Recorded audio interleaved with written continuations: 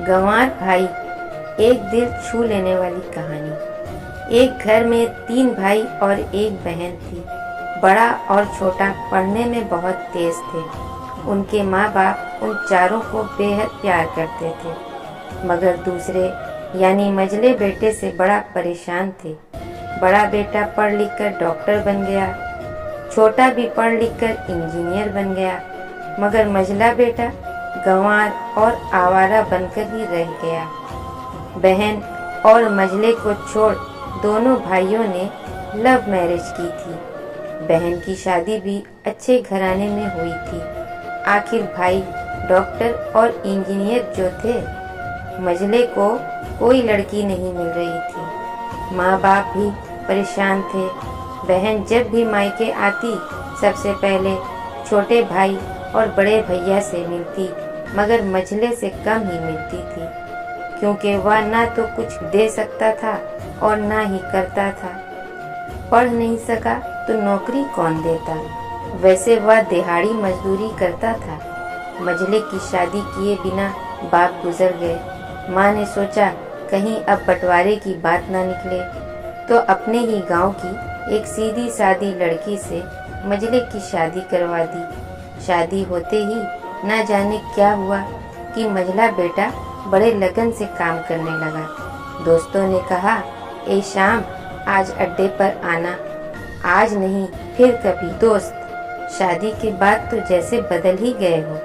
अरे ऐसी बात नहीं, कल मैं अकेला एक पेट था तो अपने लिए रोटी कैसे भी कमा लेता था।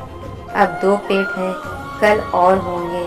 घर वाले नालायक कहते हैं तो चलता है, लेकिन अगर मेरी पत्नी कहेगी तो मेरी मर्दानगी पर एक भद्दा गाली है, क्योंकि एक पत्नी के लिए उसका पति उसकी इज्जत और घमंड होता है। उसके घर वालों ने भी तो मुझ पर भरोसा करके ही तो अपनी बेटी दी होगी, फिर उनका भरोसा कैसे तोड़ सकता हूँ। कॉलेज में तो सिर्फ डिग्रियाँ ही मिलती हैं और ऐसे संस्कार तो माँ बाप से मिलते हैं। इधर घर पर बड़ा और छोटा भाई और उनकी पत्नियां मिलकर आपस में फैसला करते हैं जायदाद का बंटवारा हो जाए, क्योंकि हम दोनों लाखों कमाते हैं, मगर मझला ना के बराबर कमाता है। ऐसा नहीं होगा। माँ के लाख मना करने पर ही बंटवारे की तारीख तय होती है। छोटी बहन भी आ जाती है।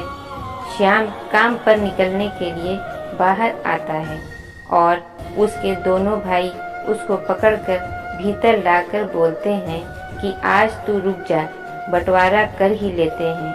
वकील कहता है ऐसा नहीं होता, साइन करना पड़ता है।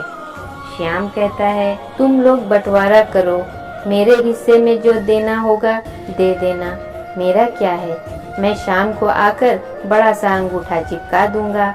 बहन, तेरी किस्मत अच्छी है जो इतने अच्छे भैया भाभी मिले। माँ, अरे श्याम, आज रुक जा।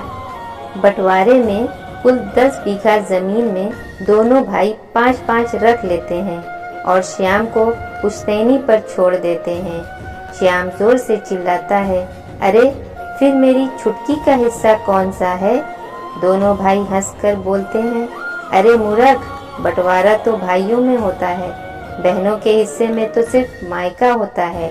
श्याम, पढ़ा लिखा ना होना भी शायद मूर्खता ही है। आप दोनों ऐसा करो, मेरे हिस्से की वसीयत मेरी बहन छुटकी के नाम कर दो। दोनों भाई चकित होकर बोलते हैं, और तू? श्याम माँ की ओर देखकर मुस्कुराते हुए बोलता है, मेरे हिस्से में माँ है ना। फिर अपनी बीवी की ओर मुस्कुरा कर देखता है और बोलता है, क्यों नंदनी जी, क्या मैंने गलत कहा। नंदनी अपनी सास से लिपट कर कहती है, इससे बड़ी वसीयत क्या होगी मेरे लिए।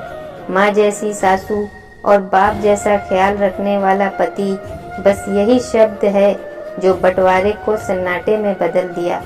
बहन दौड़कर अपने गंवार भैया से गले लगकर रोते हुए कहती है कि माफ कर दो भैया मुझे, मैं समझ न सकी आपको। श्याम, इस घर में तेरा भी उतना ही अधिकार है जितना हम सभी का है।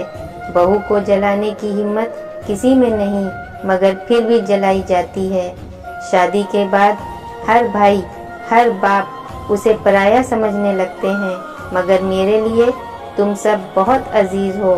पास रहो या दूर, माँ का चुनाव इसलिए किया था कि तुम सब हमेशा मुझे याद आओ।